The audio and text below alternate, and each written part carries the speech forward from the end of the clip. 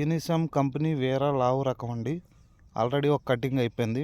ఎకరానికి 10 క్వింటాలు కోసారు.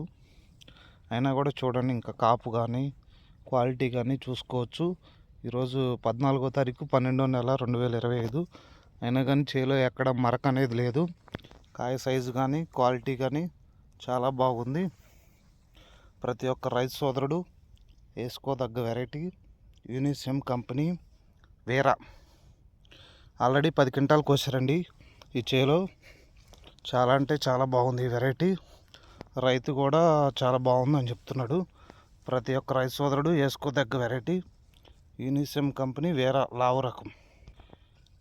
నల్లి ప్రభావం ఎక్కువ ఉన్న, వేరుకుళ్ళుడు ప్రభావం చాలా ఎక్కువగా ఉన్నా కానీ ఈ తోటలో వేరుకుళ్ళుడు కానీ, నల్లి ప్రభావం కానీ, వైరస్ ప్రభావం కానీ ఎక్కడా లేదండి. ప్రతి ఒక్క రైతు వేసుకోదగ్గ వెరైటీ. రైతును రాజు చేసే విత్తనం అండి ఇది. ఇది కోసిన కొద్దీ ఇంకొద్దిగా పెరిగి కాపు అనేది ఇంకా బాగా వస్తుంటుంది. మనం ఎన్ని కోతలకు వస్తుంటే అంత దిగుబడి అనేది ఎక్కువ వస్తుంటుంది. గత సంవత్సరం వేసిన వాళ్ళకి కూడా 40 నుంచి 45 క్వింటాల వరకు దిగుబడి వచ్చింది. ప్రతి ఒక్క రైతు వేసుకోదగ్గ వెరైటీ. నల్లి కానీ వైరస్ కానీ ఎక్కడా లేదు.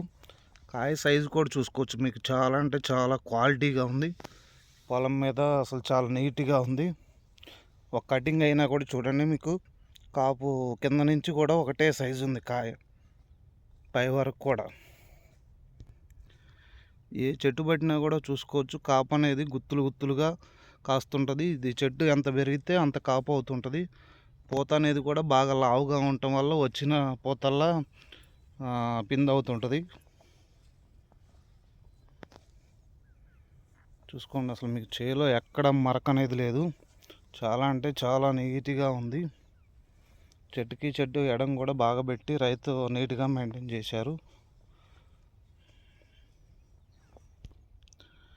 ఈ వెరైటీ గొప్పతనం ఏంటంటే కాయలో గింజ అనేది బాగా నిండుగా ఉంటుంది.